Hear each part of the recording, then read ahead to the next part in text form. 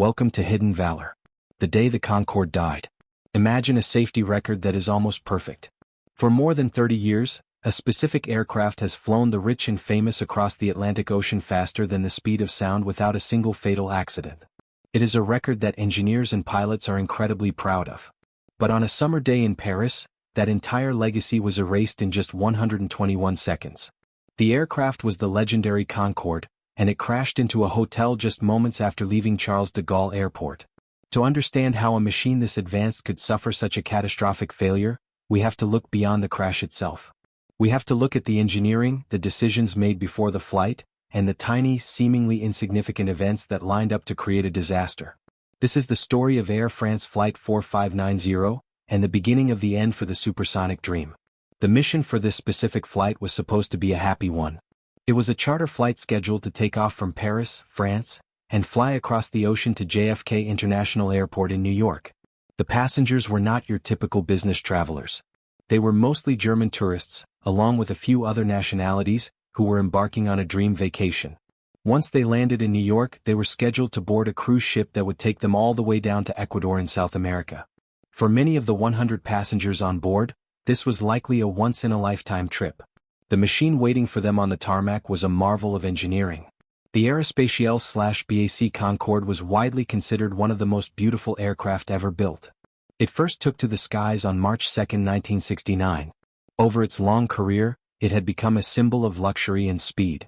But to fly at twice the speed of sound, the Concorde required a very specific design, and that design came with certain risks. The most iconic feature of the Concorde is its wing. It uses a delta wing shape which looks like a large triangle. Engineers chose this shape because it works exceptionally well at a variety of speeds. It is stable when flying slower than the speed of sound, known as subsonic flight. It handles the transition through the sound barrier, known as transonic flight, very well. And of course, it is efficient during supersonic flight. However, this design has a significant trade-off.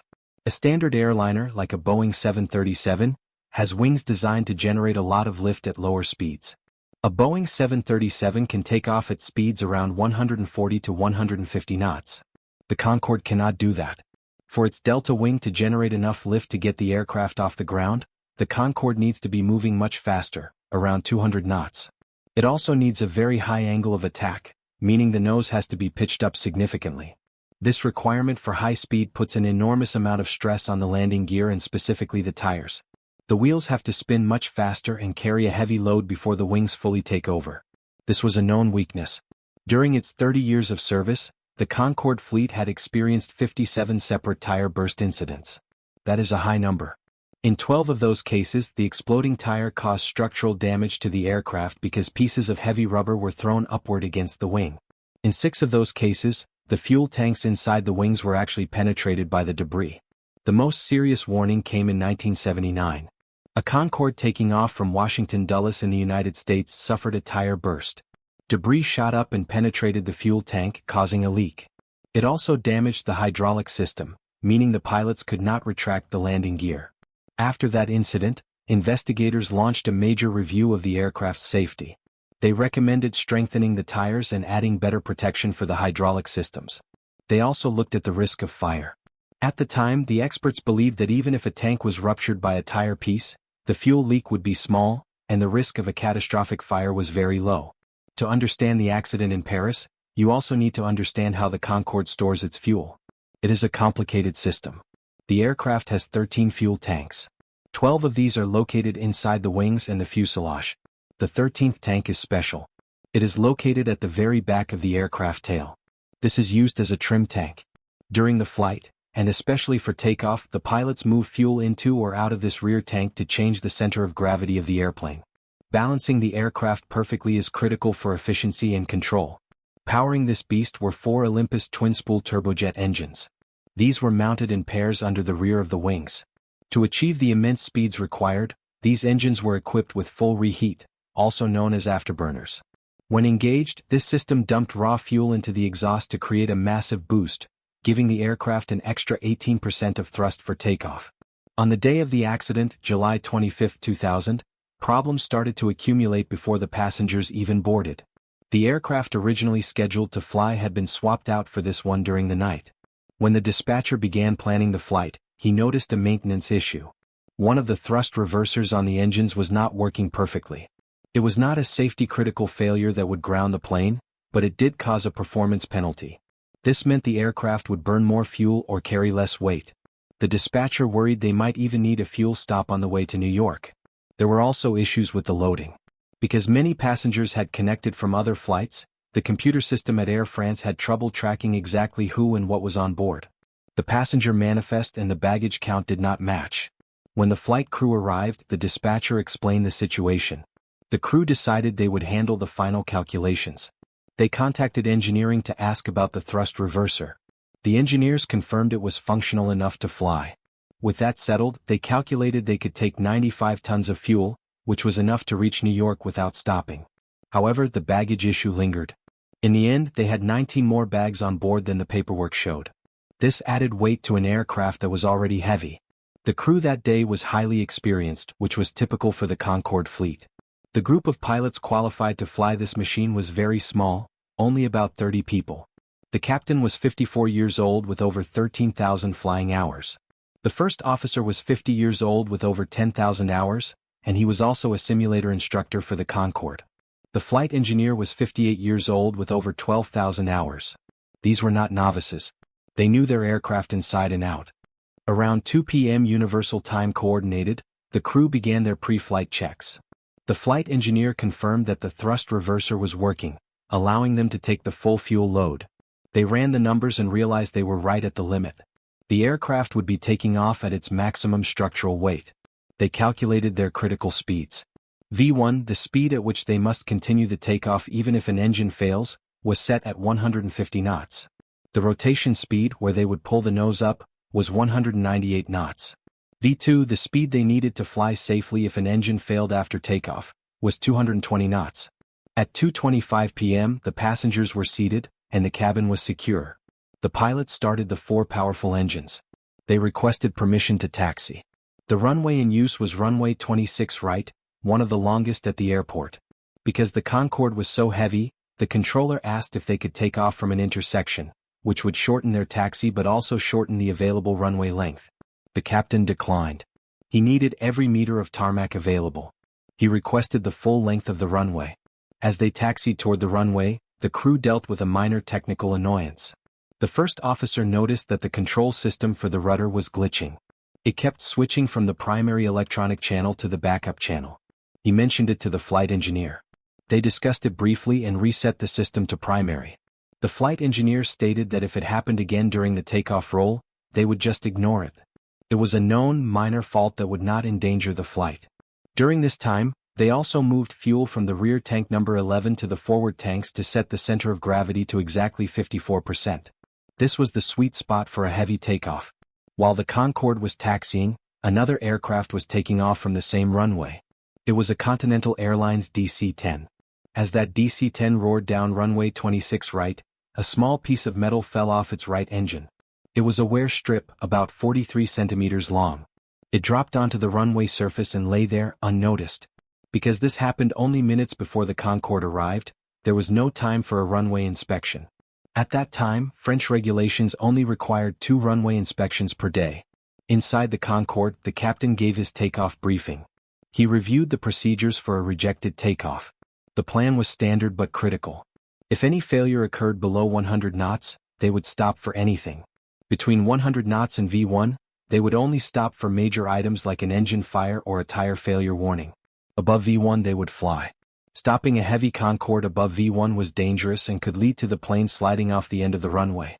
The captain specifically mentioned the tire flash light, a warning system that tells the crew if a tire has lost pressure. The flight engineer updated the fuel numbers. They had burned less fuel taxiing than expected. The dispatcher had planned for 2 tons of taxi fuel, but they had only used 800 kilos. This meant the aircraft was actually heavier than planned. They were now roughly 800 kilos over the maximum takeoff weight. They also checked the brake temperatures. The flight engineer reported they were 150 degrees and, crucially, that the temperature was the same on the left and right sides. This detail would become very important to investigators later. At 2:42 p.m., the Concorde was cleared for takeoff. The tower reported the wind. It had shifted. There was now a tailwind of 8 knots. The pilots had not calculated their performance with a tailwind. If they had redone the math, they would have seen that the tailwind reduced their allowed maximum takeoff weight significantly. With a tailwind, the ground speed is higher for the same airspeed. This places even more stress on the tires. However, amid the busy workload of lining up, the crew did not update their calculations. They advanced the throttles. The 4 engines spooled up. The afterburners lit, sending a cone of fire behind the aircraft. The Concorde began to accelerate. For the first 20 seconds, everything was normal. The first officer called out 100 knots. The flight engineer confirmed 4 greens, meaning all engines were producing power and all afterburners were lit. At 35 seconds into the roll, they reached V1. They were now committed to fly. There was no turning back. Just as they passed V1, the aircraft ran over the metal strip left by the DC-10. A tire on the left main landing gear exploded. It was not a simple puncture. A large chunk of rubber weighing several kilograms was hurled upward like a cannonball. It slammed into the underside of the left wing. The impact was devastating, but not in the way you might expect. The rubber did not punch a hole through the wing skin. Instead, the sheer force of the blow caused the wing structure to flex violently. This created a massive pressure wave inside the full fuel tank, specifically tank number 5. The liquid fuel could not compress, so the shock wave blew the tank open from the inside out. Aviation fuel began gushing out of the wing at a rate of dozens of liters per second. Almost immediately, that fuel ignited. The investigation found that the exploding tire had severed electrical wires in the landing gear bay. These sparking wires likely ignited the fuel vapor. Because the landing gear was down, the turbulence behind the heavy metal legs created a perfect place for the flame to anchor itself. A massive plume of fire trailed behind the left wing. In the cockpit, the situation deteriorated instantly. 2 seconds after the tire burst, engines number 1 and 2 on the left side began to lose power. Engine 1 was sucking in pieces of the tire and rubber debris. Engine 2 was choking on hot gases from the fire. As the engines surged and stalled, the thrust dropped dramatically. The aircraft began to yaw sharply to the left, pulled by the dead engines and the drag from the landing gear damage. The pilots felt the swing. The captain stomped on the rudder to keep the plane straight, but it was drifting toward the edge of the runway. The first officer shouted, "Watch out." The flight engineer shouted the same. The speed was 187 knots. They were still below the rotation speed of 198 knots. But the captain, sensing the aircraft was veering off the runway or perhaps seeing a taxiway ahead, pulled back on the stick. He rotated the aircraft early. As the nose rose, the aerodynamics changed. The high angle of attack allowed even more hot gas from the fire to be sucked into the engine intakes. Both left engines surged again. The fire warning bell began to ring. The flight engineer called out, "Engine failure, engine number 2. Engine number 1 was trying to recover, but engine 2 was effectively dead. The flight engineer asked, "Shut down engine number 2? The captain replied, "Engine fire procedure." The flight engineer pulled the handle, cutting fuel and electricity to the number 2 engine and firing the extinguisher. The bell stopped for a moment, but the fire was not inside the engine. It was consuming the wing itself. The controller in the tower watched in horror as the Concorde lifted off, trailing a massive sheet of flame. He radioed, "Air France 4590, you have flames trailing behind." The crew acknowledged. Another pilot on the frequency said, "It is really burning and I am not sure it is coming from the engine."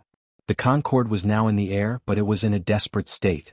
Because they had rotated early and lost power, the aircraft was flying too slowly. The speed was stuck at 200 knots.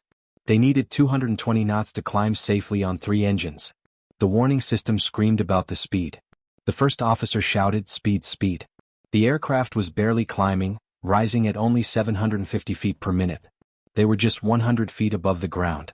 The flight engineer said, "Gear on retract." The captain ordered the gear up. The first officer tried to move the lever, but the landing gear would not move.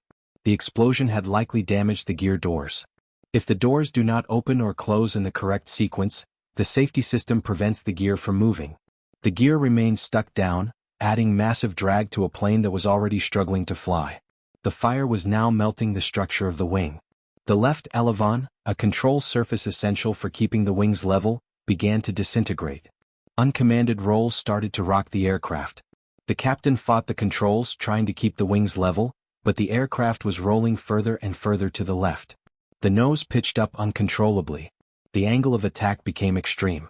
The first officer radioed that they were trying for Le Bourget Airport, which was just ahead. But they had no altitude and no speed.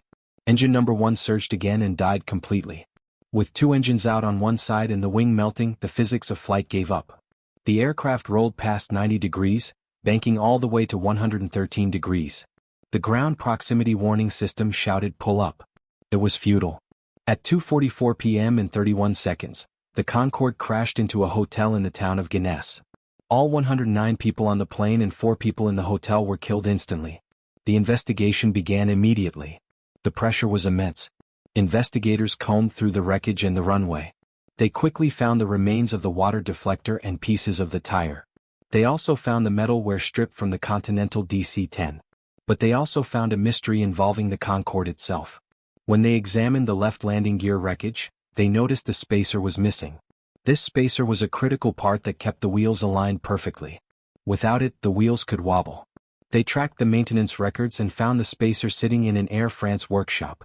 It had simply not been installed during the last maintenance. This was a massive error. Investigators had to determine if this missing part caused the wheel to wobble, overheat, or drag the plane to the left. They analyzed the data. They looked at the brake temperatures recorded by the flight engineer before takeoff. Remember, he said they were equal. If the wheel had been wobbling and dragging, one side would have been much hotter. They also looked at the rudder inputs during the start of the takeoff roll. The captain did not have to fight the aircraft until the tire burst. The performance data showed the plane accelerated normally until the impact with the metal strip. The investigators concluded that while the missing spacer was a terrible maintenance failure, it did not cause the accident. The alignment was good enough until the explosion. The focus turned to the metal strip. It belonged to the DC-10. Maintenance records from Continental Airlines showed that this specific strip had been replaced twice in the last few months. The mechanics had not followed the manufacturer's instructions. They had drilled too many holes in it, 37 instead of 12. They had cut the adjacent strip too long. It was a sloppy repair job that resulted in the strip falling onto the runway at the worst possible moment. Finally, the investigators looked at the pilots. Could they have saved the plane? The report concluded that they faced an impossible situation. The failure happened after V1. Stopping was not an option. Once airborne, the combination of the stuck landing gear, the loss of thrust, and the massive structural damage from the fire meant the aircraft was doomed. Even if they had kept the wings level, the fire would have destroyed the flight controls within seconds. There was nothing the crew could have done differently to change the outcome. The cause was officially determined to be the foreign object on the runway causing a tire burst, which ruptured the tank and started the fire. The fragility of the Concorde's fuel tanks against tire debris was a known vulnerability that had finally resulted in catastrophe. The certificate of airworthiness for the Concorde was withdrawn. The fleet was grounded. Engineers went to work to fix the problems.